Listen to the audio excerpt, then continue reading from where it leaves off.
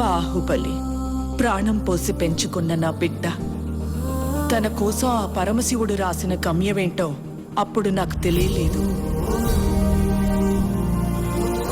తన మరణం ఒక ముగింపు కాదు, ఓ మహాకార్యానికి ప్రారంభం. తన గమ్యం యుద్ధం, భూత వర్తమాన భవిష్యత్ కాలాలని శాసించి దేవాసుర సంగ్రామం.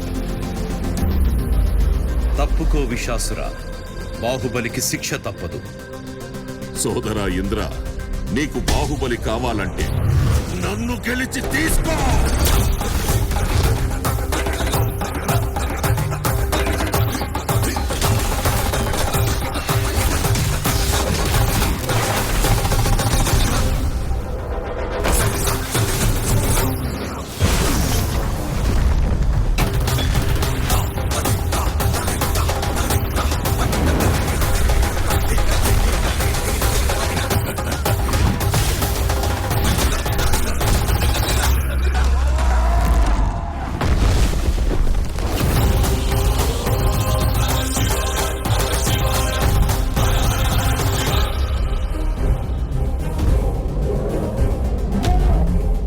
బాహుబలిని ఎవరు కాపాడతారు ఇప్పుడు?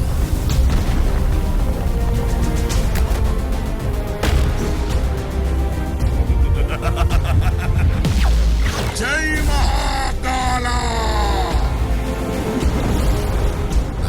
అదే ప్రశ్న ఇంద్ర, ఇప్పుడు నిన్నెవరు కాపాడతారా అని. ఈ 14 లోకాల మనుగడ ఒకే ఒక మానవుడి చేతి